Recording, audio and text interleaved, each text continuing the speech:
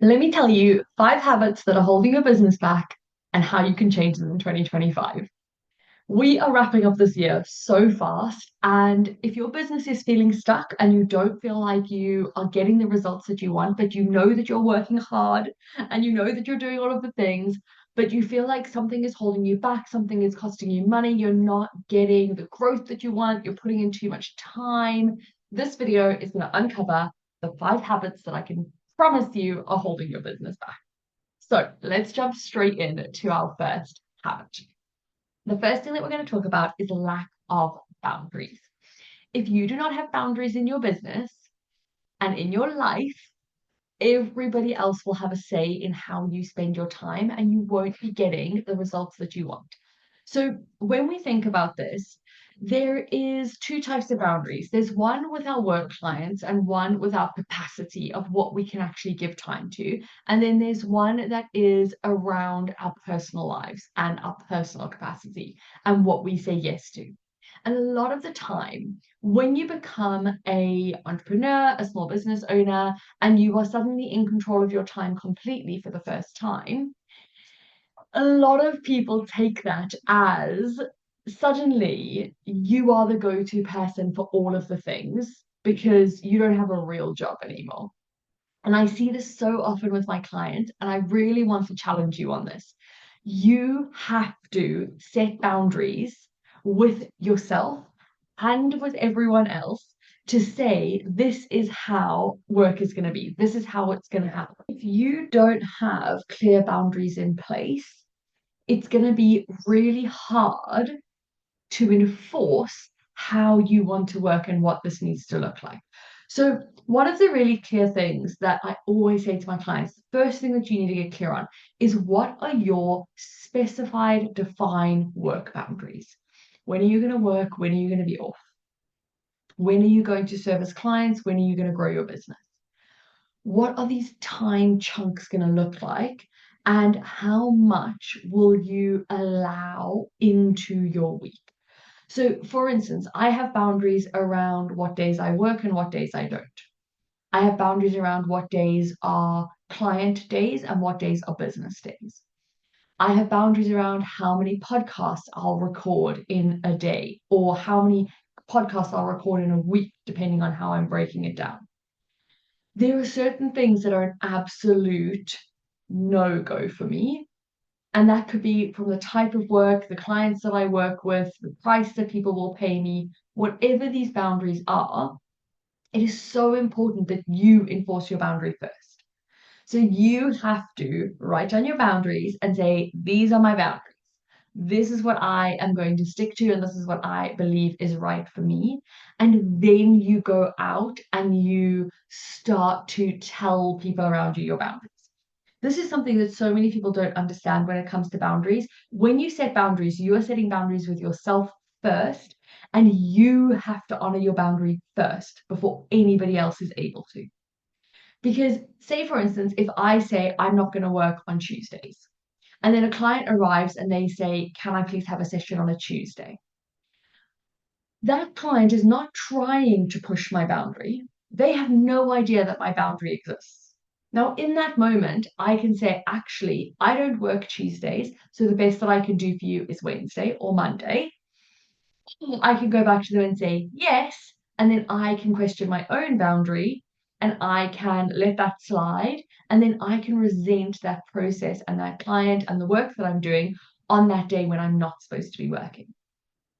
And this is a big thing about lacking boundaries is if you lack boundaries, you start to feel very overwhelmed. You start to do too many things, focus on too many areas, say yes to too many things. And through that process, you start to get really resentful. And if you're resenting the work that you're doing, you're going to really struggle to be present in your business and actually help clients grow their business. So you have to then sit down and say, okay, how am I going to show up? And what is going to be deemed as enough?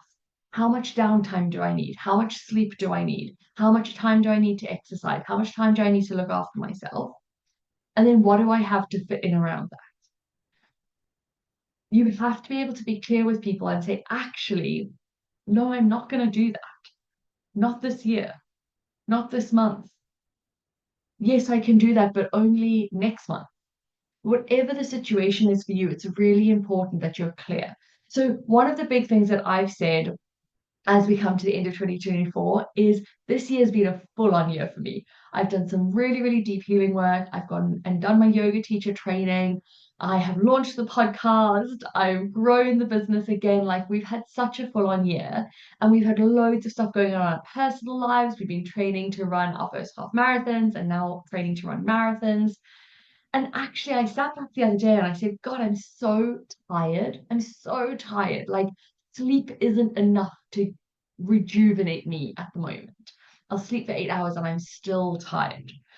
So I know that I need to put better boundaries in place and say, actually, something's got to give here, something's got to move. And one of the big things that I said to my family is, I'm not doing Christmas the way that I normally do because normally we would literally rush from my mom to my dad up the coast to my husband's parents, and we would literally be here for one day, there for one day, driving on Christmas. Like we would just have such a busy time, and we would get back, we would be totally exhausted. Then we would come straight into our wedding anniversary, and then we would come straight into New Year, and then we would be back at work, and it would just be like mental. And I said, like, this year I'm not doing it. We're going to one place, we're staying there for 3 days, we'll see everyone else around it. Like, we're not doing this mental week of Christmas and New Year because I don't have the capacity for it. And I had to put that boundary in place and say, actually, this is not going to work for me. So I want you to remember that your boundaries can shift and move as you are going through. It's not to say your boundaries are like set in stone and once you set them, that's all they can be and there's nothing more. You have to just like fluidly move through and say, what do I have capacity for and what don't I? If you can get your boundaries in place, you will have so much more thinking capacity to actually work in your business. You will have more time, you will feel more settled. And one of the really big things is if you're actually truthful about your capacity, you'll probably realize that you need to charge more. You'll probably realize that you're undervaluing your services. And that's another reason why you're over capacity at the moment, because you're charging too little for what you're actually creating in the world. So you need to look at this as a bigger piece of work. The second thing is multitasking. This idea that we can juggle multiple projects and focus on multiple things and do everything at once actually just dilutes the effort that we're putting in and leads to loads of half-finished projects, half-finished ideas, and none of it generates income because we start to scatter everything and do everything to a half measure. And this prevents us actually having any meaningful progress in a single thing. So the fix for this is really simple. One big goal per quarter or per 2 months, depending on how you want to break down your year. This breaks down into weekly tasks, daily tasks, so you focus on one particular thing. So you might say, my focus January and February is building my new sales funnel to get sales into the business. And we're going to do nothing else but that. Then your second 2 months, you might say, in my second 2 months, I want to build more of a visibility strategy and start building a system where I go out and do talks and speak at people's summits and on people's podcasts, and I'm going to be pitching and getting into people's worlds. Okay, that's the thing you focus on there. You don't say, well, in January, I need to be on everybody's stages, launching a podcast, building a new program, building a new funnel, getting everything out. Like it's just too much. And something that I'm really good at, which I do with my clients often, is looking at the whole system and saying, what is the big thing that we want to build? I was doing this today with a client where we were looking at like this massive piece of like 3 different businesses and how they were all going to work together and how the family unit was going to fit into that and how everything was just going to like come together in one beautiful piece. And once we built that structure, we pulled out one piece and we said, this is the first thing that we're going to build. This is the first thing that we're going to focus on. We're going to get this done so right that it's making money. And then we're going to move on to the next thing. And then we're going to get that done. And then we're going to move on to the next thing. This is how I've built systems in my business where I can schedule the podcast out 3, 4 months in advance. I've got clients booked, not clients, guests booked all the way through to March next year already, and we're sitting in November now to record for the podcast because I have a system in place that makes that whole system really easy. I've got social media content scheduled all the way out into like the end of January next year already because I've got a system that makes it really easy. This is something that I say to my clients all of the time. Don't try multitask. Do one thing at a time and do it really well. And when you're doing that one thing, build a system or process to support it. Build something that says, this is how I pick this up again in 3/4 time and do it again when I need to. This is how I take this item and hand it out to somebody else. Because if you can pick up something and hand it out to somebody else, your business is something that is absolutely scalable. You could get team members, you could outsource to a VA, you could get somebody to help you, and it wouldn't take you having to sit down and reteach them all of those things. It would be like, this is the process, go through the process. Anything you need help with, ask me and I can help you. So much easier. Okay, the third thing on the list is procrastination. So, one of the big things that I always talk to my clients about is why they're procrastinating. So, procrastination comes from loads of different reasons. And the reason that you're procrastinating can absolutely lead to how you resolve your procrastination. But what I want you to think about with your business is, are you procrastinating because you don't actually know what you need to do? Because you don't have clarity on how to move forward, the next action to take, the thing that you need to work on? Or are you procrastinating because you're super overwhelmed and everything just feels too big and everything feels like it's too much and nothing feels like it is achievable? And if you're procrastinating because of overwhelm, then you need to go back up to the last 2 points that we spoke about and listen to them again and put some boundaries in place and break it down to one core project and a set of tasks and get moving. You can also listen. We've got a meditation on this channel specifically for overwhelm. You can listen to that, okay? If you're procrastinating because you absolutely have no idea what you should be doing, that lack of clarity, then you need to start actually sitting down and mapping out the vision for your business. Mapping out, what does the future look like if your business was exactly how you wanted it to be? And then how do you get to that point? So one of my favorite things that I get clients to do is, instead of thinking about what's the big goal, I get them to think about, how do I want to live my day today? How do I want my life to look? And how do I build a business that supports that particular life?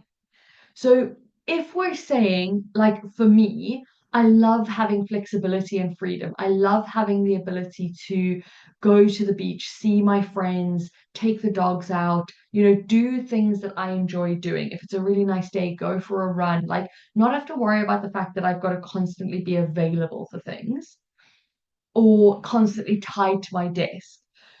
So when I'm going through and looking at my business, I'm thinking to myself, okay, I don't want to like weigh myself down with loads of live things or loads of one-to-one clients or, have a structure where I constantly have to be at my computer. I want to have a business structure where a lot of what I do is from Telegram and I can do it from my phone and I can be anywhere, sending voice notes to people and helping them with their business in that way. By creating these processes and creating these systems and looking at this idea of, what do I want my business to look like? What do I want my day to look like? How do I want to do things? It's going to start giving me more clarity in the actions that I need to take. It's going to start giving me more clarity in how I actually want to show up. Another question you can ask yourself is, how do I enjoy doing things? So one thing for me, being dyslexic, actually sitting down and writing like blogs or articles or long copy posts is quite challenging.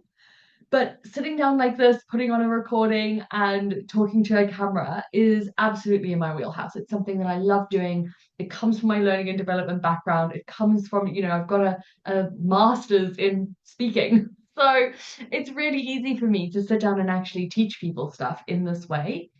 So I lean into that. I say, okay, well, I'm going to have a podcast instead of writing blogs.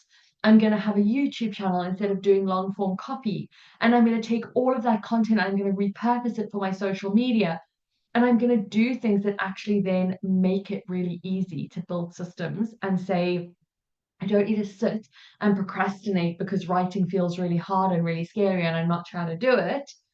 I can flip the switch and say, well, what I'm going to do is I'm just going to talk instead. I'm just going to find a way that works for me and feels really good for me, and I can show up as myself, and I'm going to run my business in that way. So I want you to really think about, what does this look like for you? Why are you actually procrastinating? You can let me know in the comments below. Why are you procrastinating in your business?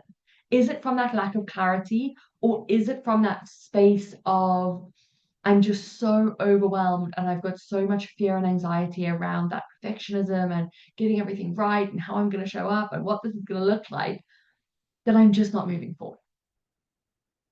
Because either one of those things, you have to shift the habit around how you actually show up and how you actually take action. And I don't mean hustle. I don't mean work all the time. I don't mean constantly push and never stop. You can absolutely rest. You can absolutely chill. You can absolutely take time out. But you have to think about, how do you work when you're meant to work and rest when you're meant to rest?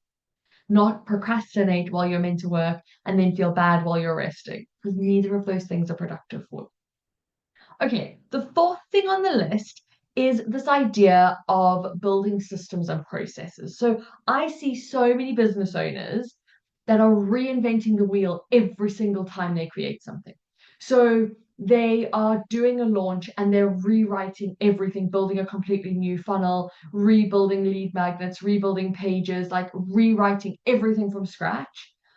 Or they are doing a podcast and they bulk film, like 2 months, and then 2 months later they don't have any of the process written down or a system for doing it. So then they're starting from scratch again and trying to figure it all out. I see this all of the time with one-to-one offers, with group programs, with everything that people do in business. I see people reinventing the wheel time and time again. This is inefficient and it leads to burnout. As you grow, your capacity needs to grow with you. As you grow, your systems need to grow with you to give you more space to do more things. So I have a system in place now where I record videos and I then take those videos, I put them into AI software, and they pull out shorts for me. I use those shorts on my Instagram, my YouTube, my Facebook, etc. But the beauty of it is that my husband works part-time now. So on one of his days off a month, he dedicates 4 hours to scheduling all of that AI content onto my social media platform. So I don't have to do it. I record one video, drop it into a system. The system automatically pulls out the clips, pulls out the AI captions, pulls out the hashtags, and he schedules everything so that I don't have to be part of that process. That saves me so much time in content creation, and I am present on social media every single day.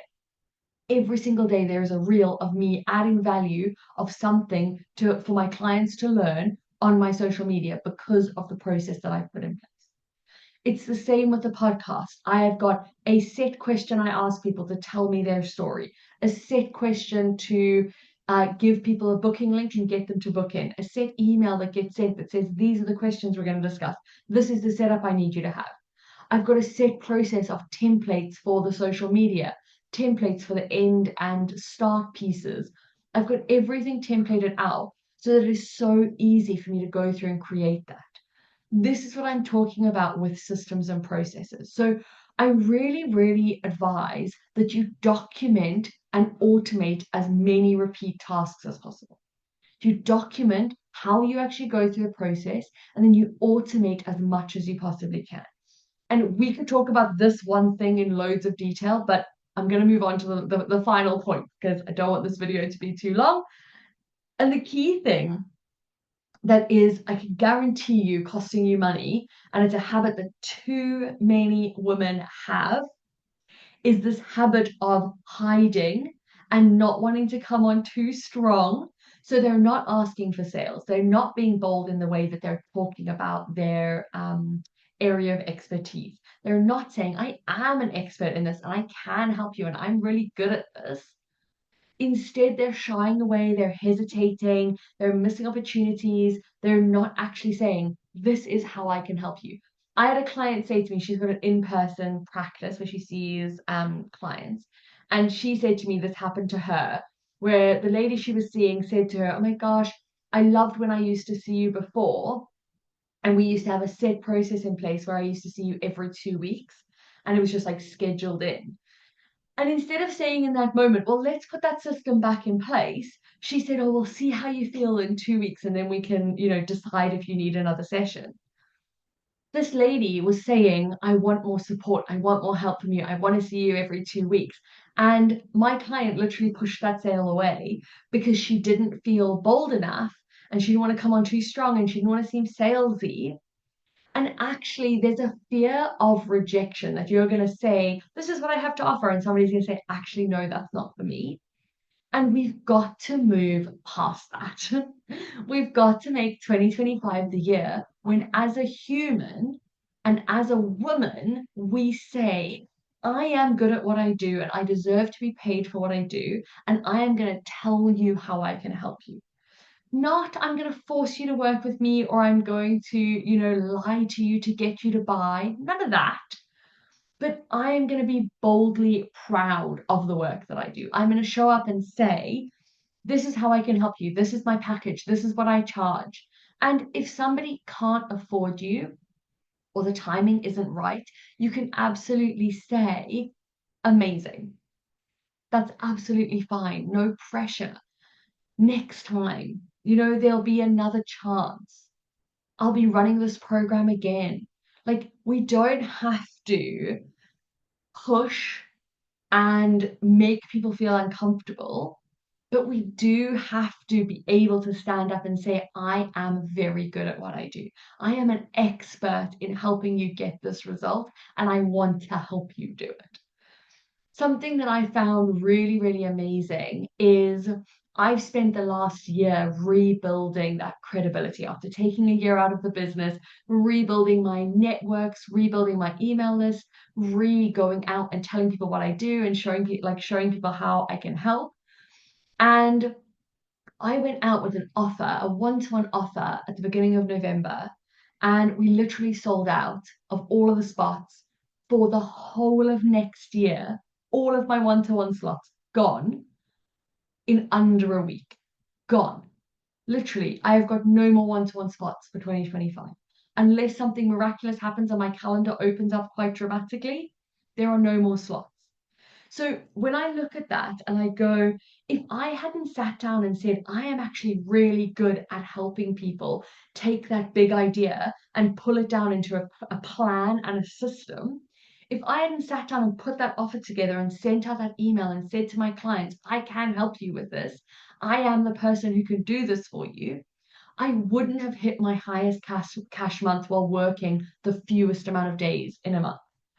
I wouldn't have ended my year on such a strong point. I wouldn't have ended. Right now, I'm sitting with my core business costs already covered all the way through to November next year.